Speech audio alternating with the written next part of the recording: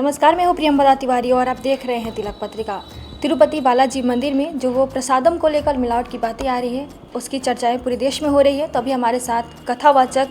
श्री उमाशंकर व्यास जी जुड़ चुके हैं, जिनसे हम बातचीत करेंगे और जानने की कोशिश करेंगे कि जो व्यक्ति कभी मांस नहीं खाते हैं, अगर उस प्रसादम को ग्रहण किया है तो उनको शुद्धता के लिए क्या करना चाहिए। जी गुरु जी, सबसे पहले तो हमारे चैनल में आपका बहुत बहुत स्वागत है। अच्छा, धन्यवाद। तो ये जो तिरुपति देवस्थानम में जो हुआ है वो बहुत ही अनर्थकारी, हाँ, बहुत ही गलत। मतलब उसकी जितनी भी आलोचना निंदा की जाए उतनी कम है उसकी जो है। लेकिन जिन लोगों ने जो है ये, क्योंकि जिन्होंने किया है वो वस्तुतः जो है वो कोई भूल नहीं है, वो तो एक उनकी जो है वो प्लानिंग के अंतर्गत जो है, तो जानबूझ करके अगर पाप किया जाता है तो वो तो उनकी वो है जो है। और जिसने खा लिया, खाया तो है ही है लोगों ने जो है, तो उसको हमारे शास्त्र में ये कहते हैं कि अगर अनजाने में कोई अपराध हो जाए, अनजाने में कोई भूल हो जाए, तो उसके लिए जो है वो सबसे बड़े जो है उपाय वो प्रायश्चित है। मन का जो है, मन से जो है वो भूल कर ले। भगवान राम भी यही कहते हैं कि भाई एक की तो बात क्या, अगर करोड़ों ब्राह्मण की हत्या करके भी कोई आ रहा है मेरे पास, शरण में आ रहा है और भूल स्वीकार कर रहा है, तो फिर उसको क्षमा तो किया ही जा सकता है। और भगवान तो वैसे ही कृपालु हैं, भगवान जानते हैं कि ये अनजाने में इनके साथ वो हुआ है, तो भगवान तो उसको कर देंगे लेकिन क्षमा। और लेकिन उसमें कुछ अपने मानसिक, मेरे दृष्टि में तो प्रायश्चित और मानसिक संताप एक बहुत बड़ा उपाय है उससे, उस पाप से निवृत्त होने का जो है। लेकिन उसके साथ साथ कुछ भौतिक उपाय भी हैं जो कहे गए हैं हमारे उसमें, जैसे गंगा जलपान है जो है, तो गंगा जी का जो है अगर भूल हुई है किसी व्यक्ति से तो वो गंगा जल का पान करे। अच्छा, उसके साथ साथ एक और भी है हमारे यहाँ पर जो है पंचगव्य पिलाया जाता है। ये जो संस्कृत विद्यार्थी थे तो विद्यार्थियों को श्रावणी के दिन गुरुजी पिलाते थे। तो पंचगव्य में पांचों वस्तुएं, गाय की गोबर, गौमूत्र, गोदूध और ये गाय की दही और घी वगैरह जो है मिला करके, तो उसको अब हम लोग छोटे बच्चे थे तो वो पीना तो पड़ता था जो है। लेकिन तो उसके लिए कहा जाता है कि ये जो होते हैं और जो उपाय होते हैं ये बाहरी मानसिक उसको तो जो है वो दूर कर देते हैं, समाप्त कर देते हैं। लेकिन हड्डियों में जो पाप होता है, मतलब हड्डियों में जो पाप समा जाता है कि देखिए अगर नॉनवेज खाया है किसी ने जो है, तो उसके हड्डियों पे भी तो असर पड़ेगा। मतलब हड्डियां भी तो उससे पुष्ट होंगी या मजबूत होंगी, जो भी एक जब भीतर गया तो हड्डियों पर भी तो असर। तो लेकिन कहते हैं कि पंचगव्य के द्वारा ही जो है वो हड्डियों में समाया हुआ पाप समाप्त हो जाता है। तो एक उपाय वो भी है पंचगव्य पान, गंगा जल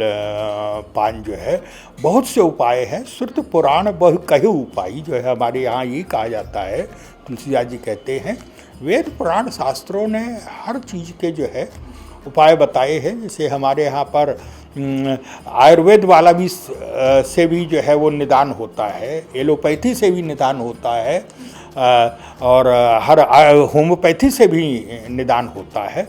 लेकिन और सबसे आपकी जिसमें सही बात है कि जिस चीज़ में आपकी श्रद्धा है, श्रद्धा से जो कार्य करेंगे, जो उपाय करेंगे, किसी की भगवान नाम में श्रद्धा है तो फिर उसको सोचो, वो तो यही कहेगा ठीक है भगवान का नाम लेंगे। और भगवान का नाम जो है वो तो इतने कहा जाता है कि एक जगह की वो हो रहा था संतों का, और ये कि राम नाम में कितनी शक्ति है। तो किसी ने कहा कि एक राम नाम जो है एक दिन का पाप नष्ट कर देता है, किसी ने कहा 2 दिन, किसी ने कहा साल भर, किसी ने कहा 1 जन्म का।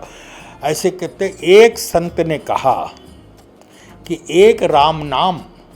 जितने पाप नष्ट कर देता है उतने व्यक्ति जो है वो करोड़ों जन्मों में नहीं कर सकता है पाप जितना एक राम नाम। तो ये विश्वास की बात है जो, तो जिसकी भगवान नाम में श्रद्धा है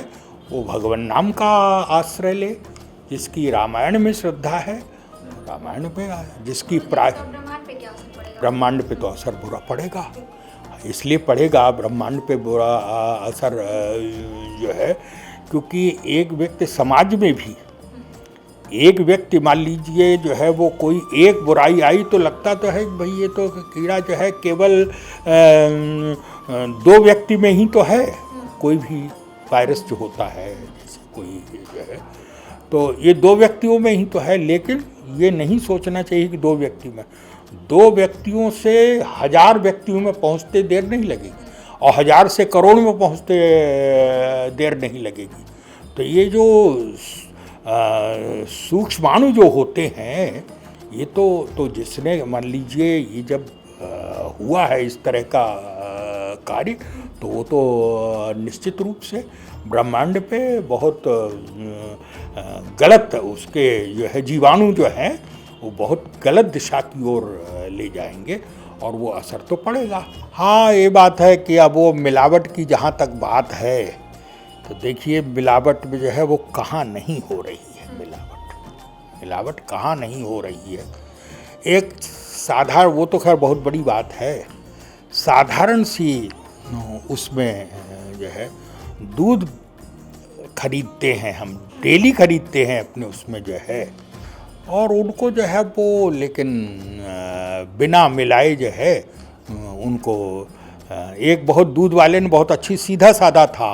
है, तो मेरी पत्नी ने कहा कि ऐसा है कि मुझसे कहा कि दूध, तो मैंने कहा कि क्या करो, तो कहा कि 50 रुपये किलो का दे रहा, तो मैं सोच रही हूँ कि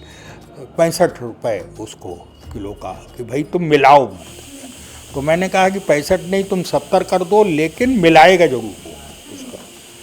तो वो उससे कहा कि देखो भाई तुम पानी में पिलाओ आ जाए। तो वो संजोग से जो दूध वाला था उसका छोटा भाई उस दिन आया था जो है सीधा था, तो उसने कहा कि देखिए अगर जब तक पानी न मिलाएं संतोष नहीं होगा हमें तो ऐसे ही कुछ लोगों का ये कि आप कितना भी कर दीजिए लेकिन वो बिना मिलावट के हर चीज़ में मिलावट हो रही है, कहाँ कहाँ करेंगे क्या क्या करेंगे। और उसमें वही है कि बहुत सी चीज़ें अब संभव नहीं है। देखिए जो है उसके लिए कुछ या तो समाज को ही आगे आना चाहिए, समाज को ही आगे आना चाहिए कि भाई समाज जो है वो खुद अपनी व्यवस्था ऐसी करे कि 10, 20, 50 लोग मिल करके उसके लिए मतलब गौशाला या उसके वगैरह व्यवस्था और जो बिजनेस व्यापार और फैक्ट्रियाँ जो लगाते हैं तो ये भी तो अगर कोई चाहे तो उस तरह से जो है वो इसको गौशाला वगैरह लगा करके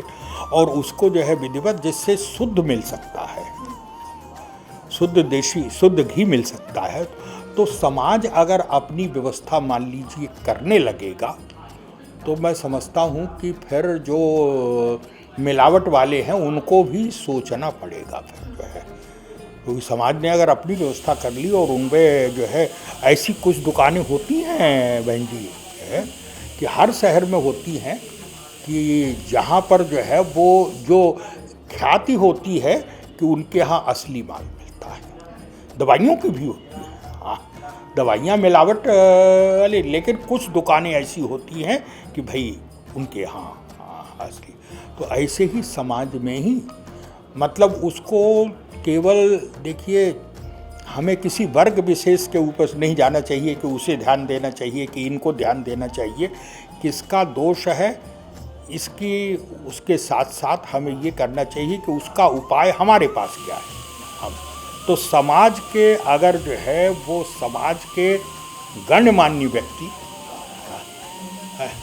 मतलब जो जिन पर समाज को विश्वास होगा, जिनके कार्यों से अगर वो लोग आगे आएंगे तो मैं जहाँ तक समझता हूँ कि जो ऐसा गलत सोच वाला जो वर्ग है उसको भी सोचना पड़ेगा।